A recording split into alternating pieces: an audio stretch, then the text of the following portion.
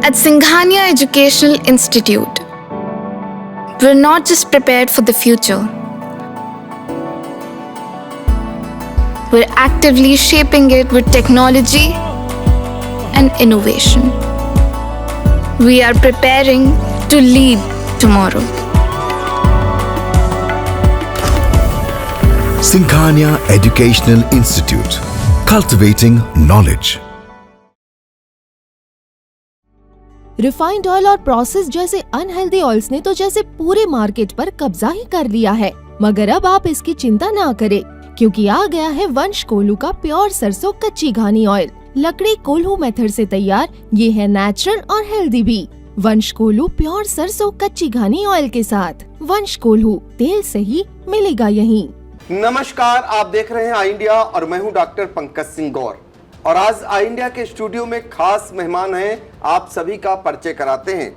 आप धौरारा लोकसभा क्षेत्र के प्रभारी संतोष सिंह जी हैं, आपका बहुत बहुत स्वागत है। धन्यवाद। मेरा पहला सवाल यह है कि धौरारा लोकसभा सीट जिसको लेकर आप द्वारा तमाम प्रयास किए जा रहे हैं कि फिर से यहाँ पर कमल खिले। पिछले दिनों देखा गया प्रधानमंत्री नरेंद्र मोदी जी की सभा हुई, इसके बाद लगातार मुख्यमंत्री जी की सभाएं हो रही हैं और भी तमाम नेताओं का आना जाना वहां लगा हुआ है।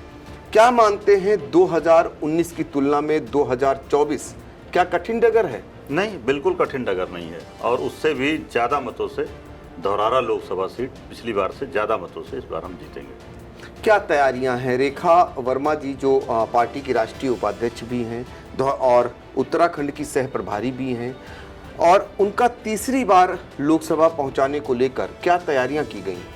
भारतीय जनता पार्टी का जो संगठन का स्ट्रक्चर है वो प्रत्येक बूथ पर है। प्रत्येक बूथ पर भारतीय जनता पार्टी एक एक बूथ को जीतने का उसका अपना पूरा प्लान है।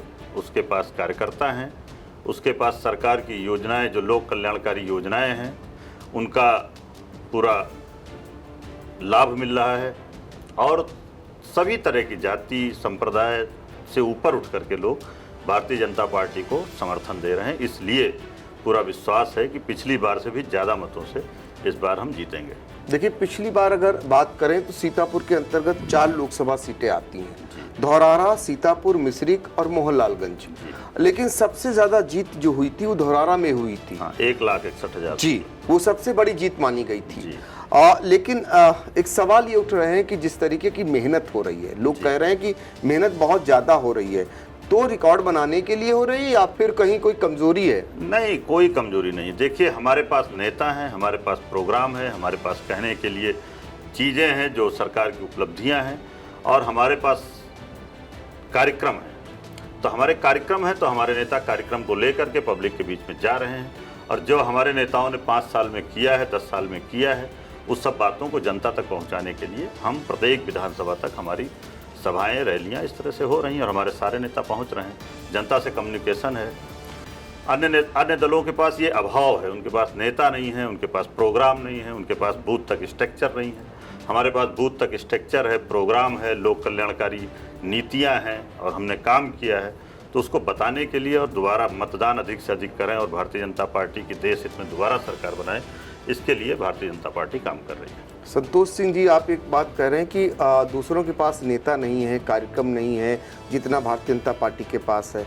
फिर ये कौन सा वोट है जो वो ले आते हैं या आपको मुकाबले में आपसे कर लेते हैं वो मुकाबला? आप देखें ना, 2014 में हम भारी मतों से जीते, 2017 में जीते, 2019 में जीते, 2022 में इस लोकसभा में 5 विधायक हमारे हैं। कहाँ हमारा मुकाबला कर पा रहे हैं? बात सही है, जिस तरीके की जो गणित है उसमें कहीं ना कहीं भारतीय जनता पार्टी की अभी फिलहाल एक लहर जैसी तो है ही, लेकिन इस बार का चुनाव क्यों आखिर आवाज़ें आ रही हैं कि थोड़ा टफ है या जो मतदान कम हो रहा है, क्या वजह मान रहे हैं? मतदान कम होना एक अलग विषय है। मतदान कम हो रहा है वो विषय है कि मान लीजिए थोड़ा मौसम का प्रभाव है या मतदान के प्रति लोगों में उतनी रुचि हो सकता है ना हो, इसलिए कम हो रहा है। लेकिन जो मतदान हो रहा है उसमें अधिक प्रतिशत मतदान भारतीय जनता पार्टी के पक्ष में हो रहा है और भारतीय जनता पार्टी का जो हमारा नेतृत्व है उसने 370 सीट का एक संकल्प लिया है और 2047 तक भारत को विकसित भारत का संकल्प हमारे नेता मोदी जी ने लिया है और उस संकल्प के लिए एक एक कार्यकर्ता दिन रात एक कर रहा है। क्षेत्र में तो आप लंबे समय से बने जी। सांसद जी को भी बड़ी करीब से देखा होगा, उनकी कार्यशैली कैसी है? आप जब उनसे जुड़ते होंगे, चूंकि प्रभारी हैं, बहुत सारे लोग स्थानीय मुद्दों के लेकर भी चर्चा करते होंगे, उसमें सांसद जी को कितना पाते हैं कि वो लोगों के बीच कितना रह रही हैं, उनके समस्याओं का निराकरण करा रही हैं? देखिए, सांसद जी निर्विवाद नेता है और अगर निर्विवाद नेता ना होती तो 14 में एक बार जनता ने उनको बनाया था। अगर किसी तरह का आरोप होता, कम्युनिकेशन की कमी होती या किसी तरह का और आरोप होता तो 2019 में उनको चुनाव हार जाना चाहिए था, लेकिन 2014 में बनाया, फिर 2019 में बनाया और 2024 में मैं निश्चित तौर पर कह सकता हूं कि पिछली बार से अधिक वोटों से। लेकिन सांसदों की जीत ये मानी जाती है कि मोदी योगी की जीत है। नहीं, ये सब एक दूसरे से जुड़े हुए हैं, सारा कुछ एक दूसरे से जुड़ा हुआ है और भारतीय जनता पार्टी बहुत सौभाग्यशाली पार्टी है कि उसके पास एक ऐसा नेतृत्व है जो भारत ही नहीं पूरी दुनिया का नेता है। पूरी दुनिया का नेतृत्व करने वाले मोदी जी हैं। उनके नेतृत्व के कारण और उनकी लोक कल्याणकारी नीतियों के कारण और उनके स्पष्ट विजन के कारण और देश हित में 24 घंटे लगातार एक लंबे समय से मुख्यमंत्री रहते हुए और देश के प्रधानमंत्री रहते हुए पूरा समय दे करके तन से मन से जितना हो सकता है उतना देश की एक एक व्यक्ति की चिंता करने वाला अगर कोई नेता है तो मोदी जी हैं। इसलिए जनता से सीधे कनेक्ट है मोदी जी और जनता सीधे मोदी जी पर विश्वास करती है और उसको पता है कि सांसद के माध्यम से ही ये चीज़ें जो है ऊपर तक जाएंगी।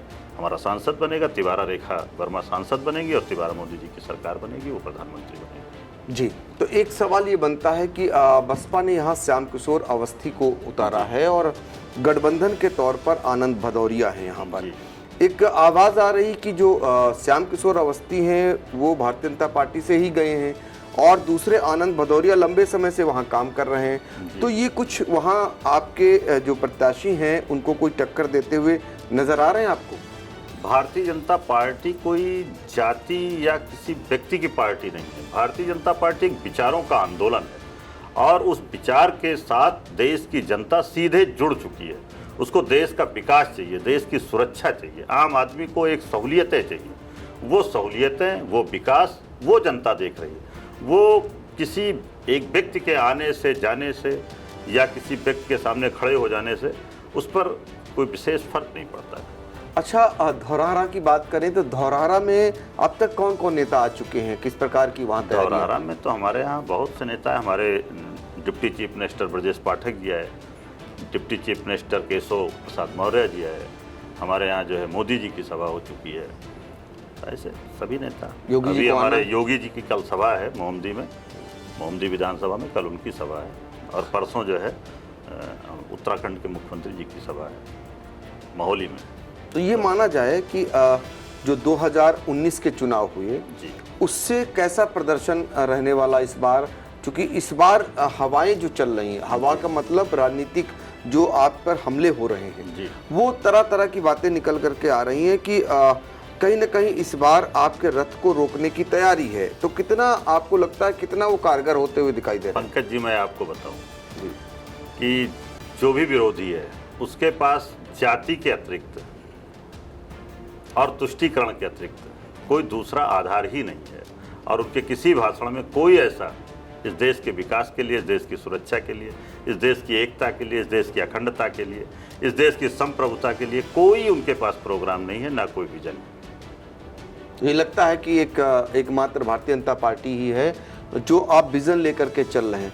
अच्छा, समस्याओं की बात कर लें। समस्या की अगर बात करें तो आपको लगती है कोई समस्या है? महंगाई की बात करें, बेरोजगारी की बात करें, ये बातें आ रही हैं निरंतर, तो उस पर क्या लगता है आपका? देखिए, ऐसा है कि हमारे नेता मोदी जी भी कहते हैं कि जितना काम मैंने किया है वो बहुत थोड़ा है, अभी देश को बनाने के लिए बहुत काम करना है। तो ये तो कभी नहीं है कि समस्याएं खत्म हो गई, लेकिन ये जरूर है कि इन 10 वर्षों में जितना 50, 60, 70 वर्षों में समस्याओं का समाधान नहीं हुआ था, उससे कई गुना ज़्यादा इंफ्रास्ट्रक्चर देश में डेवलप हुआ है, स्वास्थ्य की सेवाएं बढ़ी हैं, शिक्षा का माहौल है वो बढ़ा है, अराजकता खत्म हुई है, नक्सलवाद कम पड़ा है, आतंकवादी देश में खत्म हुए हैं, भाग गए हैं देश छोड़ करके। अपराध मुक्त उत्तर प्रदेश बना है योगी जी के नेतृत्व में।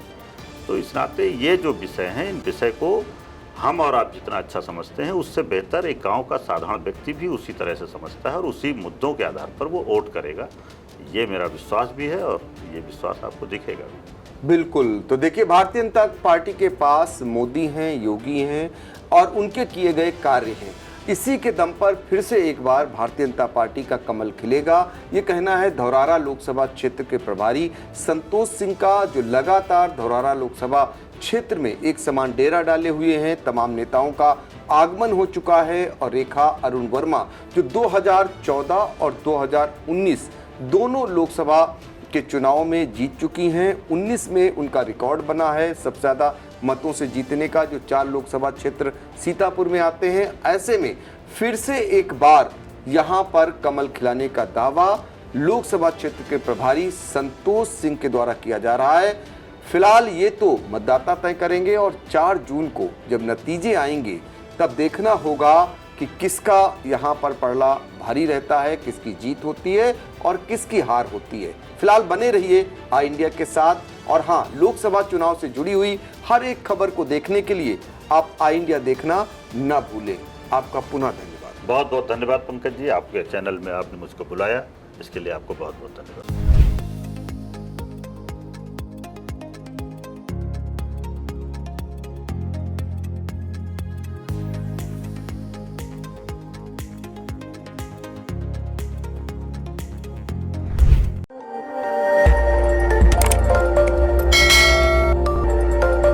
खबर आपकी, नजर हमारी। देखते रहिए आई इंडिया।